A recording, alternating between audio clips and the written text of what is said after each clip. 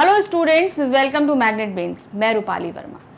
आज हम पढ़ने जा रहे हैं क्लास 12 की हिंदी की बुक आरोह भाग 2 की 11वां अध्याय। 11वां अध्याय है महादेवी वर्मा द्वारा रचित भक्तिन। ये इस पाठ भक्तिन में महादेवी वर्मा जी के जीवन में एक औरत आई उनके काम करने के लिए, उनके घर में आई काम वगैरह करने के लिए। तो क्या उसका बैकग्राउंड था, कैसी थी, क्या था वो, उसका नेचर कैसा था, और उसके आने के बाद महादेवी वर्मा के जीवन में क्या क्या तब्दीलियां आई, ये सभी उन्होंने इस पाठ के माध्यम से हमारे सामने रखा है। तो ये एक संस्मरण है, मतलब उनकी यादों से निकाल के रखा गया एक पाठ है जो उनके जीवन में काफी पहले घट चुका था, जो वो बाद में हमारे सामने लेकर आई हैं। तो चलिए देखते हैं। नाम है भक्तिन। तो सबसे पहले हम थोड़ा सा चैप्टर का हम एक सारांश देख लेते हैं। डिटेलिंग में हम बाद में देखेंगे। मेन इस चैप्टर को जो हम देखते हैं प्रतिपाद्य, मतलब कि छोटा तौर पर हम इसको समझेंगे कि इसके अंतर्गत है क्या। भक्तिन महादेवी जी का प्रसिद्ध संस्मरणात्मक रेखा चित्र है, मतलब कि यादों से निकालकर एक खाका हमारे सामने खींचा गया है कि कैसा इन्होंने प्रस्तुत किया है, जो स्मृति की रेखाओं से संकलित है, यानी कि आपकी यादों से निकाल कर रखा गया है। इसमें लेखिका ने अपनी सेविका भक्तिन के अतीत वर्तमान का परिचय देते हुए उसके व्यक्तित्व का दिलचस्प खाका खींचा है। महादेवी के घर में काम शुरू करने से पहले उसने कैसे एक संघर्षशील, स्वाभिमानी और कर्मठ जीवन जिया, जैसे पितृ सत्रात्मक मान्यताओं और छल छद्म भरे समाज में अपने और अपनी बेटियों के हक की लड़ाई लड़ती रही और हार कर कैसे जिंदगी की राह पूरी तरह बदल लेने का निर्णय तक पहुंची। तो क्या किस तरीके से जो उनकी जो सेविका थी भक्तिन, उसके जीवन में कैसे कैसे चेंजेस आए, क्या था, कितना संघर्ष भरा जीवन जिया उसने अपनी लड़कियों के लिए, और जब वो उन सब चीज़ों से हार गई तो किस तरीके से उसने अपने पूरे जीवन को ही एक तरीके से बदल कर रख दिया। इसका संवेदनशील चित्रण लेखिका ने किया है, मतलब ये कहानी में उन्होंने पूरा उसका वर्णन किया है कि कैसे वो थी, कितना संघर्ष किया उसने, और जब वो उन संघर्षों से हार गई तो कैसे उसने अपने जीवन को बदला। वो जीवन जिसमें पल पल छल था, कपट था, तब भी उस जीवन में वो लड़ रही थी। साथ ही भक्तिन लेखिका के जीवन में आकर छा जाने वाली एक ऐसी परिस्थिति के रूप में दिखाई पड़ती है जिसके कारण लेखिका के व्यक्तित्व के कई अनछुए आयाम उद्घटित होते हैं। अब क्या मतलब, जब उसने अपना जीवन का स्वरूप बदला भक्तिन ने, तो वो कहाँ आ गई थी, वो महादेवी वर्मा जी के पास आ गई थी। उसके आने से किस तरीके से महादेवी जी के जीवन में बदलाव हुए और क्या क्या आयाम खुद उनके जीवन के, उनके स्वभाव के बारे में निकल कर आए, ये भी उन्होंने इसके अंतर्गत हमें बताया है। इसी कारण अपने व्यक्तित्व का जरूरी अंश मानकर वे भक्तिन को खोना नहीं चाहती। बहुत से बदलाव हुए, लेकिन तब भी वो भक्तिन को अपने जीवन का एक अहम अंश मानती हैं और बिल्कुल भी उसे अपने जीवन से खोना नहीं चाहती हैं। तो ये इस तरीके से इस पूरे पाठ में है। अब इस पाठ को हम डिटेलिंग में देखेंगे, मतलब इसका एक विस्तृत सारांश देखेंगे। लेखिका कहती हैं कि भक्तिन का कद छोटा, शरीर दुबला, उसके हाथ पतले थे। वह गले में कंठी माला पहनती थी। उसका नाम लक्ष्मी था, परंतु उसने लेखिका को यह नाम प्रयोग ना करने की प्रार्थना की। उसकी कंठी माला को देखकर लेखिका ने उसका नाम भक्तिन रख दिया। सेवा धर्म में वह हनुमान से स्पर्धा करती थी। तो अब क्या है, जब लेखिका ने उसका बताया, कद छोटा था, पतली पतली बाहें थी और जो है दुबला पतला शरीर था, नाम लक्ष्मी था, लेकिन उसने मना किया कि मेरा नाम आप कभी इस तरीके से नहीं पुकारेंगे। लेकिन जो उसकी वेशभूषा थी, कंठी माला धारण किए हुए, तो उसी पर जो है भक्तिन का, उनको उसका नाम, लक्ष्मी का नाम भक्तिन रख दिया। भाई बुलाने के लिए कोई तो नाम चाहिए, तो उन्होंने भक्तिन रख दिया। अब उसके बाद में क्या, अब उसकी जो आप बोलते हैं ना स्वामी भक्त जो होता है, जिस तरीके से हनुमान जी श्री राम के भक्त थे, उसी तरीके से भक्तिन महादेवी वर्मा जी की भक्त थी। हर एक चीज जानना, पहचाना, सब करना वो करती थी। उसके अतीत के बारे में यही पता चलता है कि वह ऐतिहासिक झूसी के गांव के प्रसिद्ध अहिर की इकलौती बेटी थी। तो कहाँ एक ऐतिहासिक गांव है झूसी, वहां के एक अहिर जो था समाज में होते हैं, उनकी एक ही बेटी थी। उसका लालन पालन उसकी सौतेली माँ ने किया था, उसकी अपनी माँ जो है खत्म हो चुकी थी, तो सौतेली माँ ने उसे पाला था। 5 वर्ष की उम्र में इसका विवाह हैंडिया गांव के एक गोपालक के पुत्र के साथ कर दिया गया। गोपालक मतलब जो गाय वगैरह पालते हैं जिनके पास है, उसके पुत्र के साथ, जब 5 साल की थी तभी। 9 वर्ष की उम्र में गौना हो गया, मतलब शादी के बाद वो अपने घर पे ही थी, लेकिन जब वो 9 साल की हुई तब उसे उसके ससुराल भेज दिया गया। भक्तिन की विमाता ने उसके पिता की मृत्यु का समाचार देर से भेजा। अब वो अपने ससुराल में थी, तो क्या हुआ कि उसका पिता जो बीमार थे, सब जो भी बीमार थे उसकी खबर और उनके मृत्यु की खबर तक जो है भक्तिन तक बहुत बाद में पहुंची, जब उनके पिता का देहांत हो चुका था। सास ने रोने पिटने के अपशकुन से बचने के लिए उसे पीहर यह कहकर भेज दिया कि वह बहुत दिनों से नहीं गई, और जब खबर पहुंची तो सास ने भी उसे वहां कुछ नहीं बताया कि कहीं ये यहीं से रोना ना शुरू कर दे, और ये बोलकर भेज दिया कि तुम बहुत दिन से अपने मायके नहीं गई हो, जाओ और होकर आओ।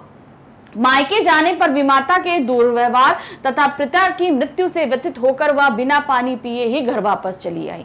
अब जब वो मायके पहुंची तो उसे खबर पड़ती है कि पिता की मृत्यु हो चुकी है, तो उससे व्यथित होती है। फिर जब वो अपने घर पहुंचती है तो माँ का व्यवहार भी अच्छा नहीं होता है, तो उससे बहुत ज्यादा गुस्सा होती है। वहां एक बूंद पानी तक नहीं पीती और वैसे ही वापस आ जाती है अपने घर पर। घर आकर सास को खरी खोटी सुनाई तथा पति के ऊपर गहने फेंक कर अपनी व्यथा व्यक्त की। अब घर आकर वो बहुत सास को बोलती कि आपको पता था, आपने नहीं बताया, ये चीज गलत थी, उनको बोलती है, और जो है अपने पति के ऊपर अपने सारे गहने फेंक कर अपने गुस्से को व्यक्त करती है, क्योंकि गुस्सा थी वो, तो किसी तरीके से तो गुस्से को व्यक्त करना था, तो उसने ऐसे ही गुस्सा व्यक्त किया। भक्तिन को जीवन के दूसरे भाग में भी सुख नहीं मिला। ठीक है, दूसरा भाग उसका पहला वो था, पहला उसका जो मायके में था, दूसरा भाग उसका कहाँ था, जो ससुराल में था। उसके लगातार 3 लड़कियां पैदा हुई। अब जब क्या हुआ, एक के बाद एक 3 लड़कियां पैदा हुई, तो सास और जेठानियों ने उसकी उपेक्षा करनी शुरू कर दी। अब चूंकि उसके बेटे नहीं हुए तो बेटियों के कारण जो है सब उसको उपेक्षा करते थे, उससे तरह तरह अच्छा व्यवहार नहीं करते थे। इसका कारण यह था कि सास के 3 कमाऊ बेटे थे तथा जेठानियों के काले काले पुत्र थे। अब सास के भी 3 पुत्र थे और जेठानियों के भी पुत्र थे, सिर्फ एक यही थी जिसके 3 पुत्रियां हुई थी, इसलिए सभी उसको जो है ना बुरा भला कहते। घर में अच्छा व्यवहार नहीं करते, खाने पीने में भी बहुत ही ऊंच नीच होने लगा। जेठानियां बैठकर खाती तथा घर का सारा काम, चक्की चलाना, कूटना, पीसना, खाना बनाना आदि कार्य भक्तिन करती। छोटी लड़कियों गोबर उठाती तथा कंडे थापती। खाने के मामले में भी भेदभाव था। जेठानियों और उनके लड़के को भात पर सफेद राब, दूध व मलाई मिलती तथा भक्तिन को काले गुड़ की डली, मट्ठा तथा लड़कियों को चने बाजरे की घुघरी मिलती। इस पूरे प्रकरण में भक्ति के पति का व्यवहार अच्छा था, उसे अपनी पत्नी पर विश्वास था। अब पुत्रियां होने के कारण उसके साथ बहुत बुरा व्यवहार होता था। पूरा दिन वो काम करती, उसकी लड़कियां भी काम करती। खाने को लेकर भी था, खाने में जेठानियों को और उनके पुत्रों को बहुत अच्छा खाना मिलता, जबकि इधर भक्तिन और उनकी लड़कियों को रूखा सूखा खाना दे दिया जाता था। ये सब जितना हो रहा था, इसमें पति जो भक्तिन का पति था उसका व्यवहार भक्तिन और उसकी लड़कियों के साथ बहुत अच्छा था, इसलिए तो वो ये सब चीजें सहती चली जा रही थी। वो जान समझता था कि जो है मेरी जो पत्नी है वो अच्छी है, ये चीजें वो अच्छे से जानता था, इसलिए अपनी पत्नी का साथ बहुत अच्छे से देता था। पति प्रेम के बल पर ही वह अलग हो गई। अब पति प्रेम करते थे इसीलिए वो घर से अलग हो गई। अलग होते समय उसके ज्ञान के कारण उसे गाय, भैंस, खेत खलियान, अमराई के पेड़ आदि ठीक ठाक मिल गए। परिश्रम के कारण घर में समृद्धि आ गई। अब क्या हुआ, जब अलग हुई तो अब अभी तक वो सब कुछ संभालती आ रही थी, खेत खलियान, गाय भैंस सब कुछ, उसे अच्छा ज्ञान था क्या अच्छा होता है क्या बुरा होता है। तो बंटवारे में जो है ना उसने सब अच्छी अच्छी चीजें उसके हिस्से में आ गई, जिससे अब ये लोग परिश्रम करने वाले थे। सभी परिश्रम करने से जो सब चीजें मिली थी उसमें और भी ज्यादा वृद्धि होती चली गई। पति ने बड़ी लड़की का विवाह धूमधाम से किया। 3 लड़कियां थी ना, तो पहली लड़की का विवाह धूमधाम से किया। इसके बाद वह 2 कन्याओं को छोड़कर चल बसा। फिर 2 कन्याएं जो थी वो उसको छोड़कर वो मृत्यु को प्राप्त हो गया। इस समय भक्तिन की आयु 29 वर्ष थी। उसकी संपत्ति देखकर परिवार वालों के मुंह में पानी आ गया। उन्होंने दूसरे विवाह का प्रस्ताव किया तो भक्ति ने स्पष्ट मना कर दिया। उसने केश कटवा दिए तथा गुरु से मंत्र लेकर कंठी बांध ली। अब क्या हुआ, जब पति का देहावसान हो गया तो अब सभी की नजर उनकी संपत्ति पे आ गई। भाई इतना अच्छा है, सब कुछ है, तो अब ये हुआ कि भाई भक्तिन की शादी करा दी जाए तो वो अपने घर चली जाएगी और इतना सब कुछ अच्छा है ये हमें वापस मिल जाएगा। तो भक्तिन ने साफ इनकार कर दिया कि हम शादी नहीं करेंगे, दूसरी शादी हम नहीं करेंगे। उसने बाल गुटा लिए। उस समय था कि जो विधवा हो जाते हैं वो अपने बालों का मुंडन करा लेते हैं, उन्हें बड़े केश रखने की परमिशन नहीं होती थी समाज में। उसने बाल गुटवा लिए और गुरु मंत्र ले लिया और चुपचाप वो अपने घर के कार्यों में लग गई। उसने दोनों लड़कियों की शादी कर दी। अब उसकी जो 2 लड़कियां और थी, एक की तो पति करके गया था, बाकी की जो 2 लड़कियां बची थी उन दोनों लड़कियों की उसने शादी कर दी। पति के चुने दामाद को घर जमाई बनाकर रख लिया। अब जो पहली लड़की जिसकी शादी पति करके गया था उस दामाद को उसने घर पर लाकर रख लिया, उसको घर जमाई बना लिया। जीवन के तीसरे परिच्छेद में दुर्भाग्य ने उसका पीछा नहीं छोड़ा। उसकी लड़की भी विधवा हो गई। परिवार वालों की दृष्टि उसकी संपत्ति पर थी। अब यहां से उसका तीसरा परिच्छेद शुरू होता है। उसने एक तरीके से अपनी सारी रिस्पॉन्सिबिलिटीज पूरी कर ली थी। लड़कियों की शादी हो गई थी, सब कुछ हो गया था, घर को संभालने के लिए भी वो अपने बड़े दामाद को ले आई थी, सब था। लेकिन अब जब तीसरा परिच्छेद जहां पर हम सारी रिस्पॉन्सिबिलिटी खत्म कर चुके होते हैं उस जगह पे आई तो वहां पर उसके बड़ी लड़की का जो पति था वो खत्म हो गया, उसकी मृत्यु हो गई और फिर से ये लोग उसी अधर में आके खड़े हो गए। फिर परिवार वालों की नजर उसकी संपत्ति पर आकर गड़ गई कि अब संपत्ति के लिए कुछ किया जाए। उसका जेठ विधवा बेटी के विवाह के लिए अपने तीतर लड़ाने वाले साले को बुला लाया क्योंकि उसका विवाह हो जाने पर सब कुछ उन्हीं के अधिकार में होता। अब उस संपत्ति को हथियाने के लिए उनके जेठ जेठानियों ने नई चाल चली। जेठ अपना एक साला पकड़ लाया जो कुछ नहीं करता था, तीतर बटे लड़ाता रहता था। होता ना, लड़ाई होती है गांव में, उसी तरीके से मतलब एक तरीके से कहा जाए तो वो कुछ नहीं करता था। उसको उठा लाया कि इससे शादी करी जाए। अब इससे अगर शादी हो जाएगी तो घूम फिर के संपत्ति हमारे घर में वापस चली आएगी। भक्तिन की लड़की ने उस वर को नापसंद कर दिया। वो जो लड़का आया था उसको पसंद कर दिया कि इसके साथ हम शादी नहीं करेंगे। माँ बेटी मन लगाकर अपनी संपत्ति की देखभाल करने लगी। एक दिन भक्तिन की अनुपस्थिति में वह तीतरबाज वर ने बेटी की कोठरी में घुसकर भीतर से दरवाजा बंद कर लिया और उसके समर्थक गांव वालों को बुलाने लगे। लड़की ने खूब मरम्मत की तो पंच समस्या में पड़ गए। अंत में पंचायत ने कलयुग को इस समस्या का कारण बताया। अपीलहीन फैसला हुआ कि दोनों को पति पत्नी के रूप में रहना पड़ेगा। अब क्या हुआ, लड़की मान नहीं रही थी तो एक दिन क्या हुआ, भक्तिन वहां उपस्थित नहीं थी, वो लड़का चुपचाप लड़की के कमरे में घुस गया और भीतर से दरवाजा बंद कर लिया। अब उसके समर्थक यानी कि भक्तिन के जेठ जेठानियों ने गांव वालों को सबको बुलाकर वहां उपस्थित कर लिया कि भाई ये दोनों एक कमरे में हैं, अब तो शादी करनी पड़ेगी। लेकिन इसके विपरीत उलट हो गया। लड़की ने उस लड़के को मां अच्छे खासे से मार पीट के मरम्मत करके रूम के बाहर, कमरे के बाहर फेंक दिया। अब पंचायत वाले परेशान कि ये लड़की ने आमंत्रित किया था, ये तो पिट के लड़का बाहर आया है। पंचायत भी फैसला नहीं दे पा रही थी कि क्या दे। तो हार के अंत में फैसला ये हुआ कि ये कलयुग की देन है। अब इन परिस्थितियों में ये दोनों पकड़े गए हैं, इसलिए इनका विवाह होना जरूरी है। पंचायत का फैसला था कि अब इन दोनों को पति पत्नी के रूप में रहना पड़ेगा। अब उसकी लड़की क्या करती, मगर उसको उस लड़के के साथ शादी करनी पड़ी। वो नहीं चाहती थी लेकिन तब भी उसको शादी करनी पड़ी।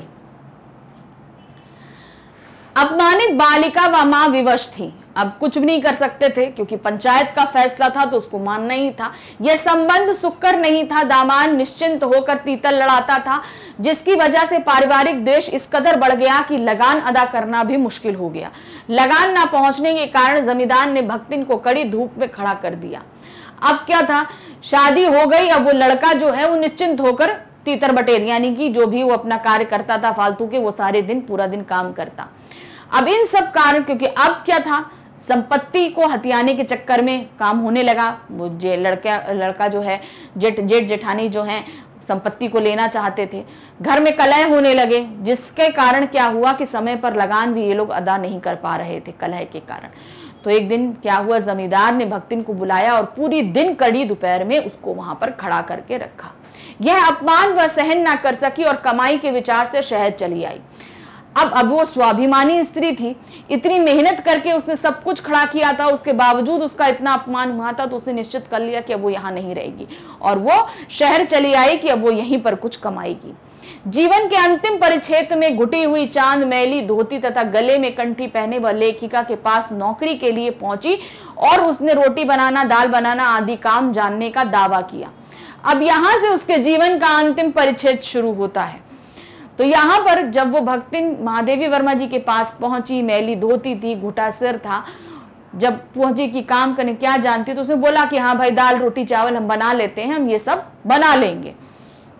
नौकरी मिलने पर उसने अगले दिन स्नान करके लेखिका की धुली धोती भी जल के छींटों से पवित्र करने के बाद पहनी, निकलते सूर्य व पीपल को अर्घ दिया। अब उसको नौकरी मिल गई, महादेवी वर्मा जी ने उसको नौकरी दे दी, अपनी सेविका के रूप में ग्रहण कर लिया। उसने दूसरे दिन सुबह प्रातः स्नान किया, पहनने के लिए महादेवी वर्मा जी ने उसको एक धोती दी। अब वो धोती भी उसको अपवित्र लग रही थी, तो उसने कुछ मंत्र पढ़ के वो धोती पे छिटका, उसको शुद्ध करके पहना, सूर्य पर और पीपल पे अर्घ देकर उसने अपने दिन की शुरुआत करी। 2 मिनट जप किया और कोयले की मोटी रेखा से चौके एक ही सीमा निर्धारित करके खाना बनाना शुरू कर दिया। अर्घ देने के बाद 2 मिनट उसने जाप किया। जाप करने के बाद उसने एक कोयला उठाया और चौके के बाहर एक रेखा खींच दी। इस रेखा का तात्पर्य यह था कि इस चौके के अंदर अब भक्तिन के अलावा कोई नहीं आ सकता। पहले, बहुत पहले ऐसा हुआ करता था कि चौके के अंदर हर किसी का प्रवेश वर्जित था, कोई भी चौके के अंदर नहीं जा सकता था। ऐसा इसलिए होता था कि पहले जो है ना बहुत छूत पाक मानी जाती थी, तो इसलिए वही चीजें, सारी चीजें भक्तिन भी अपनाती थी। भक्तिन छूत पाक को मानने वाली थी, मतलब जितना भी छूत पाक होती थी वो सभी उस समय जो भी चीजें चलती थी उन सबको मानने वाली स्त्री थी। लेखिका ने समझौता करना उचित समझा। उन्होंने वहां बहस करने से अच्छा समझौता है, ठीक है हम चौके में नहीं जा सकते, बाहर रहेंगे, बाहर ही मिलेगा। भोजन के समय भक्तिन ने लेखिका को दाल के साथ मोटी काली चित्तीदार 4 रोटियां परोसी, तो लेखिका ने टोका। उसने अपना तर्क दिया कि अच्छी सेकने के प्रयास में रोटियां अधिक कड़ी हो गई। उसने सब्जी न बनाकर दाल बना दी। इस खाने पर प्रश्नवाचक दृष्टि होने पर वह आमचूर, लाल मिर्च की चटनी या गांव से लाए गुड़ का प्रस्ताव रखा। अब क्या हुआ, जब भोजन का समय हुआ तो महादेवी वर्मा वहां पहुंची खाना खाने के लिए। उन्हें चौके के बाहर ही एक पीढ़ा लगा के बैठा दिया गया और वहीं पे खाना दिया। खाने में उसने गाढ़ी गाढ़ी दाल, 4 जो है चित्तीदार रोटियां, जली हुई सी, हल्की सी जली हुई सी रोटियां उनके सामने रख दी। तो जब उन्होंने पूछा ये क्या है, तो उन्होंने बोला ज्यादा अच्छा सेकने के प्रयास में ये जल गई। तो अब दाल, सब्जी नहीं बनाई, दाल बना दी। तो इस पे जो है ना बहुत ही प्रश्नवाचक दृष्टि से महादेवी वर्मा जी ने भक्तिन को देखा, तो उसने बोला कि ठीक है थोड़ा अमचूर दे देते हैं, यानी कि अचार दे देते, कुछ नहीं है तो गांव से लाया गुड़ दे देते हैं, लीजिए खाइए। भक्तिन के लेक्चर के कारण लेखिका रूखी दाल के साथ एक मोटी रोटी खाकर विश्वविद्यालय पहुंची और न्याय सूत्र पढ़ते हुए शहर और देहात के जीवन के अंतर पर विचार करने लगी। उन्होंने कुछ नहीं, चुपचाप रूखी रोटी और एक रोटी और दाल खाई और वापस विश्वविद्यालय आ गई। और वहां पर वो बच्चों को पढ़ाते हुए ये सोचने लगी कि गांव और शहर के देहात और शहर है उसके जीवन में किस हद तक अंतर है, इस पर वो विचार कर रही थी अपने मन ही मन।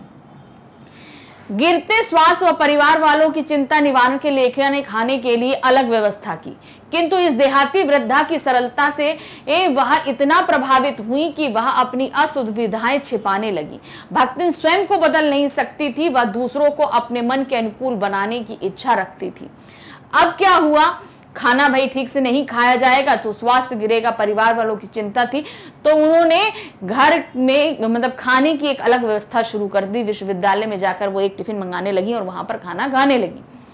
अब इससे असुविधा तो हो रही थी भक्तिन से, लेकिन उसके स्वामी भक्त के कारण वो उसको अपने आप से अलग नहीं करना चाहती थी। ये सारे धीरे धीरे चीजें क्या होने लगी, अब भक्तिन जो है वो दूसरों को बदलने का प्रयास करती थी लेकिन खुद नहीं बदलती थी, कि मतलब सब उसके हिसाब से बदल जाए, लेकिन वो किसी के हिसाब से बदलना बिल्कुल भी नहीं चाहती थी। लेखिका देहाती बन गई, परंतु भक्तिन को शहर की हवा नहीं लगी। उसने लेखिका को ग्रामीण खाना खाना सिखा दिया, परंतु स्वयं रसगुल्ला भी नहीं खाया। अब यहाँ पर लेखिका जो है वो देहाती बनती जा रही थी, मगर लेखिका के उसके अंदर, भक्तिन के अंदर बिल्कुल भी शहरीपन नहीं आया था।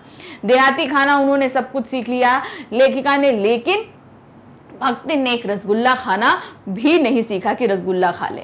मतलब उसे लगता था रसगुल्ला शहर का है, इसके अंदर पता नहीं क्या है, तो वो बिल्कुल नहीं खाती थी।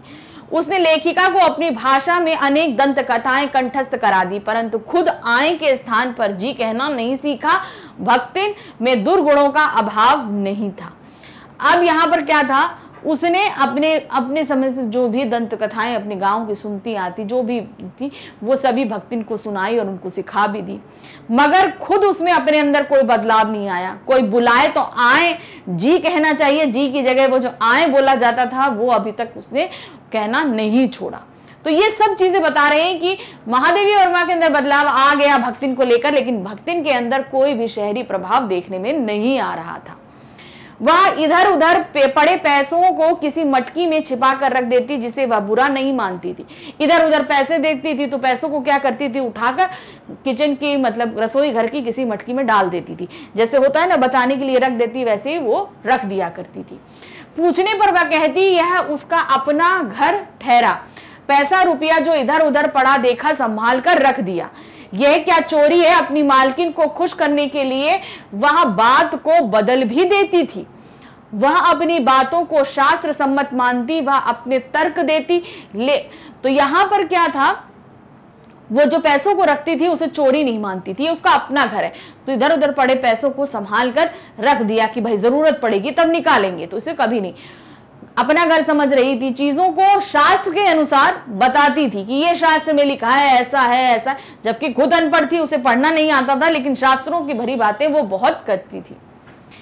वह अपनी बातों को शास्त्र सम्मत मानती, वह अपने तर्क देती। लेखिका ने उसे सिर घुटाने से रोका तो अपने तीर्थ गए मुंडाए सिद्ध कहकर अपना कार्य शास्त्र सिद्ध किया। हफ्ते में एक बार हर बृहस्पतिवार को अपना वो मुंडन कराया करती थी। एक नाई आता था और आकर मुंडन कर जाता था उसके बालों का, क्योंकि विधवाओं को मुंडन बाल रखने की मनाही थी, वो इसी पद्धति को मानती थी। तो हर बृहस्पति आता था और एक नाई आता था, उसका मुंडन करता था। तो इस बात पे महादेवी वर्मा जी ने जो है प्रश्न उठाया कि मत किया करो, तो वो बोलती थी कि नहीं, ऐसा शास्त्रों में लिखा है कि विधवाओं को सर मुंडाना चाहिए। तो उस पर एक युक्ति कहती थी, तीर्थ गए मुंडाए सिद्ध, यानी कि विधवाएं अगर तीर्थ, मतलब मुंडन उनके लिए वैसा है जैसा तीर्थ जाके सिद्धि प्राप्त करी जाती है, वैसी तरीके से मुंडन होता है कहकर अपना कार्य शास्त्र सिद्ध किया करती थी। वह स्वयं पढ़ी लिखी नहीं थी, अब वह हस्ताक्षर करना भी सीखना नहीं चाहती थी। उसका तर्क था कि उसकी मालकिन दिन रात किताब पढ़ती है, यदि वह भी पढ़ने लगे तो घर के काम कौन करेगा। भक्तिन अपनी मालकिन को असाधारणता का दर्जा देती थी, इसी से वह अपना महत्व साबित कर सकती थी। उत्तर पुस्तिका के निरीक्षण कार्य में लेखिका का किसी से सहयोग नहीं दिया, इसलिए वह कहती थी फिरती थी कि उसकी मालकिन जैसा कार्य कोई नहीं जानता। अब क्या था, ये अनपढ़ थी, भक्तिन क्या थी, वो अनपढ़ थी। अब लेखिका ने एक बार ऐसा नियम निकाला कि सबको अगर पैसे चाहिए, मतलब सैलरी जो दी जाती है, वो जब तक हस्ताक्षर नहीं करेंगे सैलरी नहीं मिलेगी। सबने सीख लिए, मगर इसने नहीं सीखा। कि उसका तर्क ये था कि भाई अगर हम भी पढ़ने लिखने लिखेंगे अपनी मालकिन की तरह, में लेखिका की तरह अगर हम पढ़ने लिखने लगेंगे तो बाकी घर के काम कौन देखेगा। और वो लेखिका को बिल्कुल असाधारण मानती थी। लेखिका जब उत्तर पुस्तिकाएं, मतलब भाई वो अध्यापिका थी, तो जब एग्जाम की कॉपियां चेक कर रही होती थी तो उस काम में उनकी कोई मदद नहीं कर सकता था। तो वो उसका मानना था कि लेखिका बहुत ही असाधारण काम करती है, उनके जैसा कार्य कोई नहीं कर सकता है। वह स्वयं सहायता करती थी, कभी उत्तर पुस्तिकाओं को बांधकर, कभी अधूरे चित्र को कोने में रखकर, कभी रंग की प्याली ये धोकर, कभी चटाई को आंचल से झाड़कर। वह जो सहायता करती उससे भक्तिन का अन्य व्यक्तियों से अधिक बुद्धिमान होना प्रमाणित होता है। तो अब क्या होता था, कोई सहायता नहीं करता था और उसे लगता था कि जो उनकी लेखिका कार्य कर रही है वो असाधारण है। तो वो थोड़ा मदद करना चाहती थी। तो कभी उत्तर पुस्तिकाओं को समेट कर बांध देती, कभी चित्रों को अलग कर देती, रंग के प्यालियों को रख देती। तो इन सब से उसे पता चलता है कि भक्तिन काफी समझदार थी, किसी भी तरीके से वो महादेवी वर्मा की मदद करना चाहती थी। लेखिका की किसी पुस्तक के प्रकाशन होने पर उसे प्रसन्नता होती, वह उस कृति में वह अपना सहयोग खोजती थी। लेखिका भी उसकी आभारी थी, क्योंकि जब वह बार बार के आग्रह के बाद भी भोजन के लिए ना उठकर चित्र बनाती रहती, तब भक्तिन कभी दही का शरबत अथवा कभी तुलसी की चाय पिलाकर उसे भूख के कष्ट से बचाती थी। अब जब लेखिका की कोई पुस्तक प्रकाशित होती है तो उसे बहुत अच्छा लगता था, उसे लगता था उसमें उस पुस्तक प्रकाशन में, यानी कि पुस्तक जो छप के आई है उसमें वो अपना सहयोग ढूंढती थी कि इस पुस्तक में हमने क्या सहयोग किया है जब इसको लिख रही थी हम लेखिका। अब जो लेखिका थी वो भी जो है भक्तिन की बहुत आभारी थी।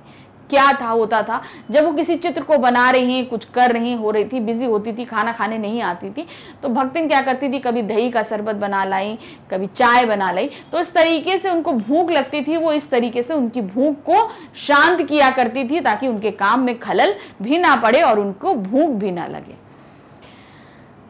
भक्तिन में गजब का सेवा भाव था। छात्रावास की रोशनी बुझने पर जब लेखिका के परिवार के सदस्य हिरनी, सोना, कुत्ता, बसंत, बिल्ली, गोधुली भी आराम करने लगते, तब भी भक्तिन लेखिका के साथ जागती थी। वह उसे कभी पुस्तकें देती, कभी स्याही तो कभी फाइलें देती। अब क्या होता था, उनके यहाँ हॉस्टल भी था जहां पर रहती थी महादेवी वर्मा, लड़कियां भी रहती थी। क्या होता, जब हॉस्टल की लाइट बुझ जाती थी, उनके परिवार में जो सदस्य थे तो उनके कुत्ता, बिल्ली, हिरन ये भी जब सो जाते थे, मगर भक्तिन नहीं सोती थी। हमेशा उनकी मदद के लिए वो तत्पर ही रहती थी, कुछ ना कुछ मदद करती ही रहती थी जिससे उनके साथ वो बनी ही रहे। भक्तिन लेखिका के जागने से पहले जागती थी तथा लेखिका के बाद सोती थी। बद्री केदार के पहाड़ी तंग रास्तों पर वह लेखिका के आगे चलती, परंतु गांव की धूल भरी पगडंडी पर उनके पीछे रहती। अब क्या था, उसका काम था लेखिका के पहले जागना, यानी कि जब वो जागे तो उनका जो भी उनको जरूरत हो वो भक्तिन देने के लिए उपस्थित रहे। बद्री केदारनाथ के रास्ते जो पथरीले कंकड़ी रास्ते थे उसमें हमेशा उनके पीछे चलती थी। आगे चलती थी। कारण क्या था, वो मुश्किल रास्ते होते थे तो उन रास्तों को परखती थी, तब कहीं जो है लेखिका को आगे आने देती थी। लेकिन पगडंडी के जो धूल भरे रास्ते हैं उनमें पीछे चलती थी, क्योंकि अगर वो आगे चलेगी तो धूल उड़ेगी, उससे लेखिका को परेशानी होगी। युद्ध के समय लोग डरे हुए थे। अब क्या, भक्तिन हमेशा उनके साथ एकदम छाया की सी तरह। उसी समय युद्ध छिड़ा, युद्ध में सभी लोग डरे हुए थे। उस समय वह बेटी दामाद के आग्रह पर लेखिका के साथ रहती थी। युद्ध में भारतीय सेना के पलायन की बात सुनकर वह लेखिका को अपने गांव ले जाना चाहती थी। वहां वह लेखिका के लिए हर तरह के प्रबंध का आश्वासन देती है। वह अपनी पूंजी को भी दांव पर लगाने के लिए तैयार थी। लेखिका का मानना है कि उनके बीच स्वामी सेवक का संबंध नहीं था।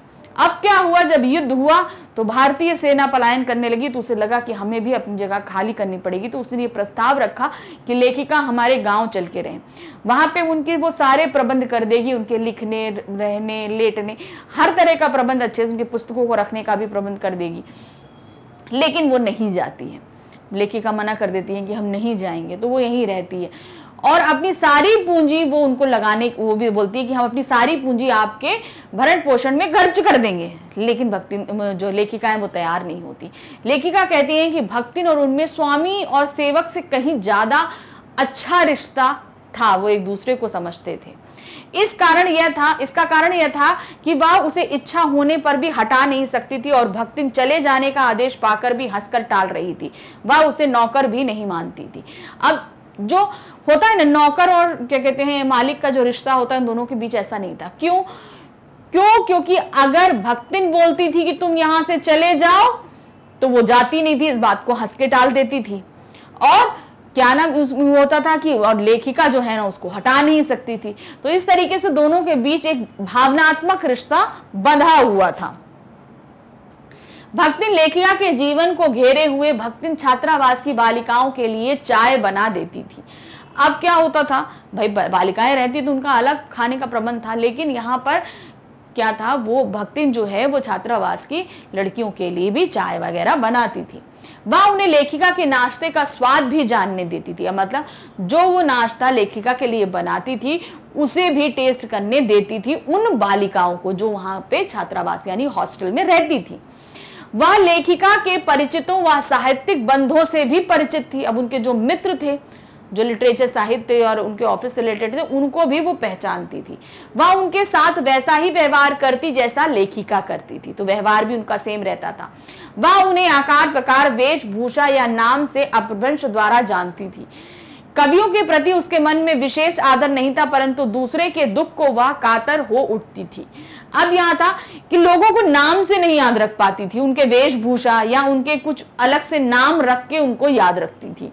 जैसे आप बहुत से लोग दूसरों के अलग अलग नाम रखते हैं तो वैसे वो अलग अलग नाम रखती थी, इससे वो याद रखती थी। अब दूसरों के साथ ज्यादा इमोशनली अटैच नहीं थी, उसको कोई मतलब नहीं था किसी दुख से, लेकिन जब कोई दुख किसी को सुनाया जाता था वो बहुत ही ज्यादा विचलित भी हो उठती थी। किसी विद्यार्थी की जेल जाने पर वह व्यथित हो उठती। वह कारागार से डरती थी, परंतु लेखिका के जेल जाने पर खुद भी उनके साथ चलने का हट लिए थी।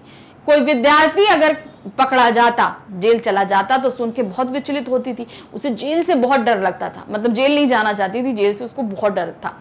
लेकिन अगर उसे लगता कि लेखिका कभी जेल गई तो ये सोचती थी कि हमेशा वो लेखिका के साथ जेल जाने के डर के बावजूद भी वो लेखिका के साथ जेल जाने के लिए तैयार रहती थी। अपनी मालकिन के साथ जेल जाने के हक के लिए वह बड़े लाट तक से लड़ने को तैयार थी। भक्तिन का अंतिम परिच्छेद चालू है और वह इसे पूरा नहीं करना चाहती। अब क्या था, जेल जाने के लिए कि मतलब जो है महादेवी वर्मा जी जेल जाएंगी और उनको भी जेल जाना है, इसके लिए अगर वो किसी अंग्रेजी अफसर से भी उनको लड़ना पड़े तो वो भक्तिन लड़ने को तैयार थी कि अगर लेखिका जेल गई तो मैं भी जेल जाऊंगी। भाई किसी को बिना किसी गुनाह के नहीं डाल सकते, लेकिन यहाँ पे उनका संबंध ऐसा था कि अगर वो जहां जहां जाएंगी हम भी साथ साथ जाएंगे। तो अभी जो भक्तिन का अंतिम परिच्छेद है वो चालू है। इसको उन्होंने अभी जो महादेवी वर्मा जी ने इनको पूरा नहीं किया कि कहाँ पे उनका साथ छूटा, क्या हुआ, ऐसा कोई मेंशन नहीं। अभी वो चालू ही है और यहीं पे इस कहानी का अंत हो जाता है जो भक्तिन के माध्यम से महादेवी वर्मा ने हमारे सामने रखा। तो इस पाठ का सारांश हमने यहीं खत्म किया। पाठ का सारांश तो खत्म हो गया, लेकिन इसके अलावा बहुत से पाठ हैं जिनको आपको नहीं ढूंढ पाते या कोई और सब्जेक्ट नहीं ढूंढ पाते, तो उसके लिए आपको करना सिर्फ इतना है कि आप हमारी वेबसाइट पर जाइए magnetbrains.com। वहां पे जाएंगे, आपके सामने जो पेज ओपन होगा उसमें सभी क्लासेस मेंशन है। आप जिस भी क्लास में हैं उस क्लास पे आप जैसे ही क्लिक करेंगे आपके सामने उस क्लास के सभी सब्जेक्ट्स आ जाएंगे। जैसे ही सारे सब्जेक्ट्स आएंगे आपको उस सब्जेक्ट पे जहां वॉच नाउ लिखा हुआ है वहां पर आप क्लिक करेंगे। क्लिक करते ही आपके सामने उस सब्जेक्ट के सारे चैप्टर्स ओपन हो जाएंगे, सारी बुक्स, सारे चैप्टर्स। आपको जो भी पढ़ना है उस पर क्लिक करिए, चैप्टर पढ़ना है क्लिक करेंगे, उसको क्लिक करते ही आपके सामने टॉपिक्स आएंगे। जो टॉपिक पढ़ना है टॉपिक क्लिक करें और आपके सामने आपका वीडियो स्टार्ट हो जाएगा। तो इस तरीके से आपके जितने भी डाउट्स हैं उन्हें क्लिक करिए, लेकिन साथ ही साथ हमारे चैनल को लाइक, सब्सक्राइब और शेयर करना बिल्कुल भी ना भूलें। Thank you for watching, bye bye.